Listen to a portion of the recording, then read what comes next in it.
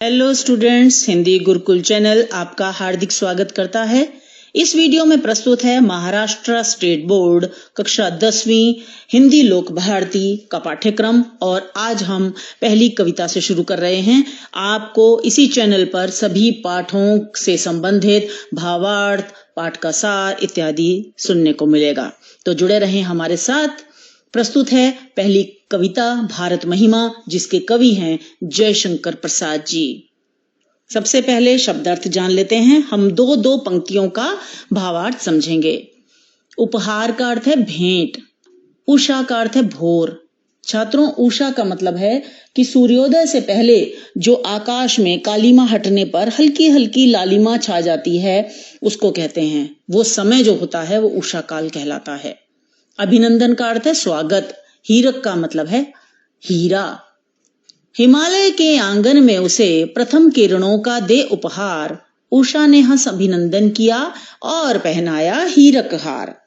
कवि भारत की महानता की गौरव गाथा, उसकी गौरव की कहानी कहते हैं कि सूर्य ने सबसे पहले अपनी किरणों का पहला उपहार हिमालय के आंगन, अर्थात हिमालय का आंगन कौन है? भारतवर्ष को ही दिया है। सबसे पहले जब सूर्य निकलता है तो उसकी जो किरणें हैं सबसे पहले वो भारतवर्ष पर ही पड़ती हैं। उषा ने हंस अभिनंदन किया और पहनाया हीरक हार। अब यहाँ कवि कहते हैं कि उषा काल में, जैसा कि मैंने अभी आपको बताया, सूर्योदय से पहले जो लालिमा छा जाती है ना, तो उस काल में सूर्य की चमकती हुई किरणें जब हिमालय की बर्फीली चोटियों पर पड़ती हैं, है ना, तो वे भी हीरे के समान चमक उठती हैं, शाइन करने लगती हैं। ऐसा प्रतीत होता है कि मानो सूर्य की किरणों ने भारत भूमि को हीरों का हार पहनाया है। अगली पंक्तियां देखते हैं। उससे पहले शब्दार्थ।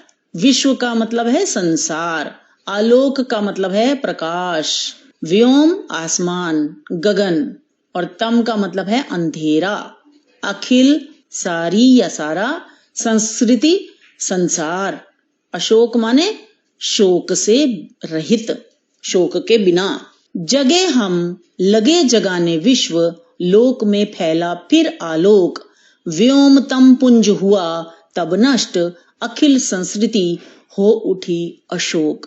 कवि कहते हैं कि सबसे पहले जब हम लोग जगे, यानी जब भारतवर्ष में ज्ञान का उदय हुआ, हम जगे का मतलब है जब हमें ज्ञान हुआ, है ना, तो फिर हमने ही दुनिया में ज्ञान का प्रकाश फैलाया, ज्ञान का प्रचार प्रसार किया पूरे संसार में। फिर भारतवर्ष से ही ज्ञान का प्रचार प्रसार हुआ।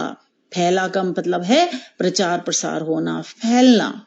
व्योम तम पुंज हुआ तब नष्ट, और तब व्योम तम माने अंधेरा रूपी आसमान जो था वो नष्ट हो गया।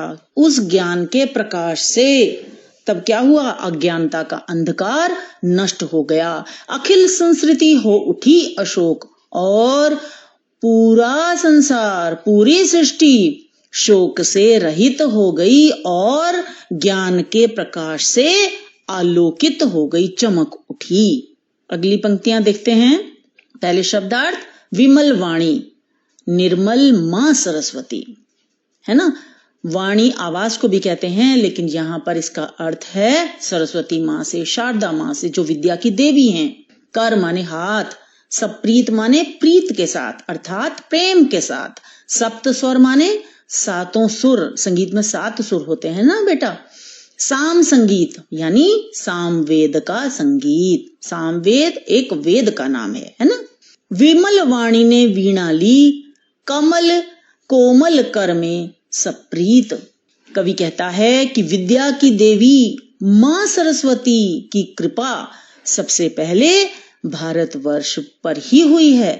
उन्होंने अपने कोमल नाजुक कमल जैसे हाथों में प्रेम के साथ वीणा को, सप्रीत माने प्रेम के साथ, वीणा को धारण किया, वीणा ली उन्होंने अपने हाथ में।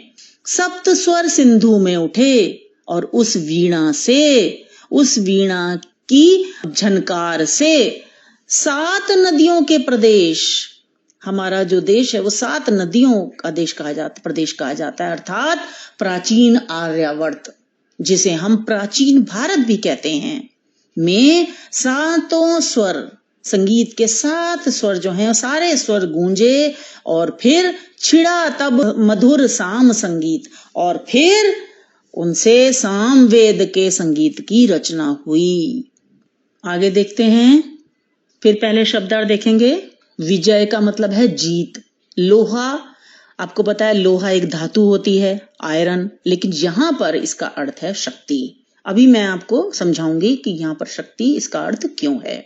धरा का अर्थ है धरती, भिक्षु भिखारी, और सम्राट राजा।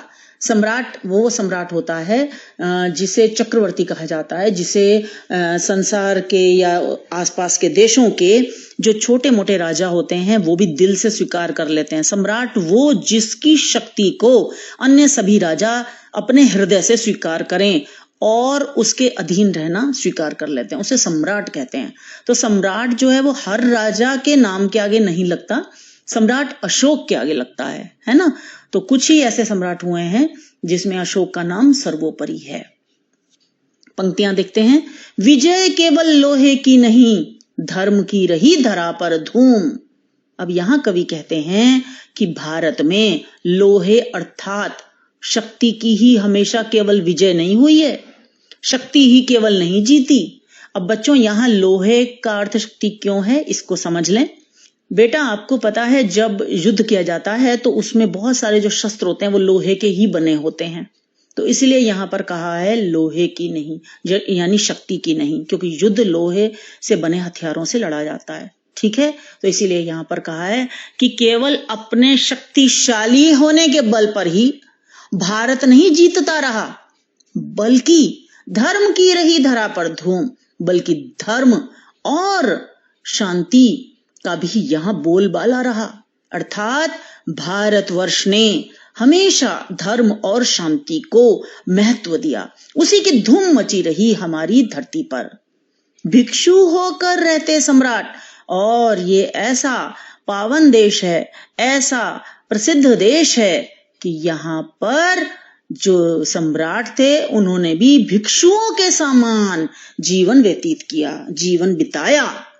तो चक्रवर्ती सम्राट अशोक के बारे में कहा जा रहा है कि उन्होंने सभी लोगों के भले के लिए, सभी लोगों की भलाई के लिए राजपाट को त्याग दिया था और भिक्षुओं के समान यानी भिखारी के समान जिंदगी बिताई। दया दिखलाते घर घर घूम, और उन्होंने फिर बौद्ध धर्म में दीक्षा ले ली थी और घर घर घूमकर उन्होंने लोगों को शांति और दया का संदेश दिया, घर घर घूमकर। तो ऐसा महान देश है हमारा। फिर शब्दार्थ देखते हैं। स्वर्ण भूमि का अर्थ है बर्मा और सिंहल द्वीप अर्थात श्रीलंका। गोरी को दिया दया का दान, चीन को मिली धर्म की दृष्टि, मिला था स्वर्ण भूमि को रत्न, शील की सिंहल को भी सृष्टि। कवि कहते हैं कि मोहम्मद गौरी जिसने भारत पर कई बार आक्रमण किए, उसे भी हम भारतीयों ने हराकर सजा नहीं दी थी, बल्कि उसे हमने जीवन दान दिया, उस पर दया दिखाकर हमने उसे जीवन दान के रूप में दे दिया और भारत से खदेड़ दिया। इस तरह से अगर हम चाहते तो उसे कैद कर सकते थे, उसे मृत्यु दंड दे सकते थे, उसे सजा दे सकते थे, परंतु भारतवासियों ने ऐसा नहीं किया, क्योंकि भारतवासी बहुत दयालु हैं। चीन को मिली धर्म की दृष्टि, सम्राट अशोक के अनुयायी, अनुयायी क्या मतलब होता है, उनके पीछे चलने वाले, है ना, उनकी बातों को मानकर आगे बढ़ने वाले। तो सम्राट अशोक के अनुयायी भिक्षुओं ने, है ना, चीन में जाकर धर्म का प्रचार प्रसार किया, धर्म दिखाया उन्हें, क्योंकि चीन में बौद्ध धर्म का ही बोलबाला है ज्यादातर, है ना। तो ये सम्राट अशोक के अनुयायी भिक्षु ही वहां पर गए और उन्होंने चीन में इस बौद्ध धर्म को फैलाया। मिला था स्वर्ण भूमि को रत्न, और उन्होंने स्वर्ण भूमि अर्थात बर्मा के लोगों को बौद्ध धर्म के तीन रत्न माने जाते हैं, जो है बुद्ध, धम्म और संघ, इनका ज्ञान कराया। सिंहल द्वीप अर्थात श्रीलंका को पंचशील के सिद्धांतों से भी उन्होंने ही अवगत कराया, उन्होंने ही उसका परिचय दिया, उन्होंने ही उनका ज्ञान करवाया। आगे देखते हैं, पालना का अर्थ है परवरिश।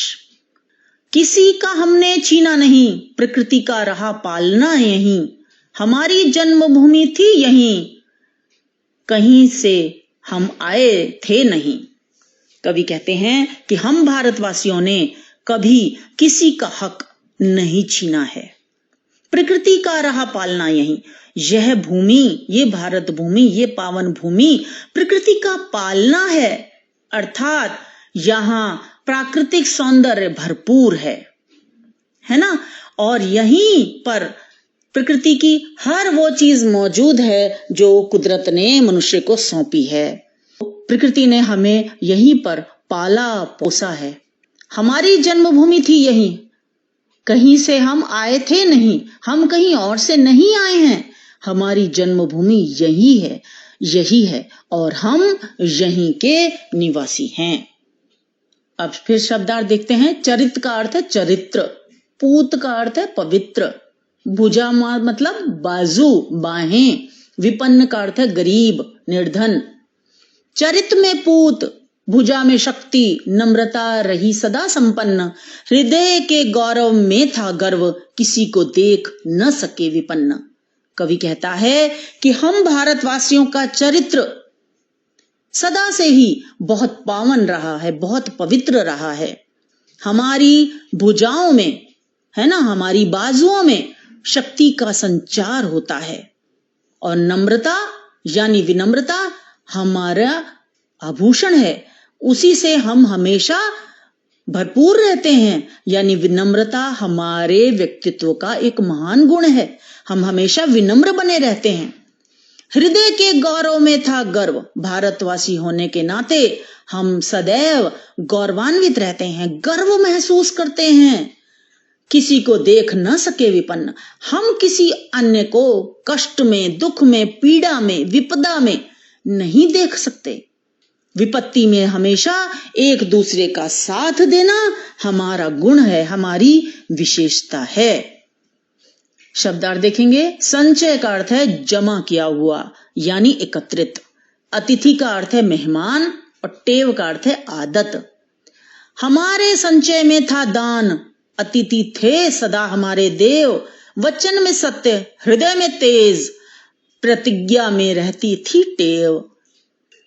कवि आगे कहते हैं कि संचय करना अर्थात धन, संपत्ति आदि अन्य वस्तुएं एकत्रित करना हम भारतवासियों की एक विशेषता है, परंतु उसका उद्देश्य दान होता है। हम संग्रह इसीलिए करते हैं ताकि हम गरीबों को, दुखियों को हम दान दे सकें। अतिथि थे सदा हमारे देव, मेहमान को हम देवता की तरह पूजते हैं, उसका सम्मान करते हैं।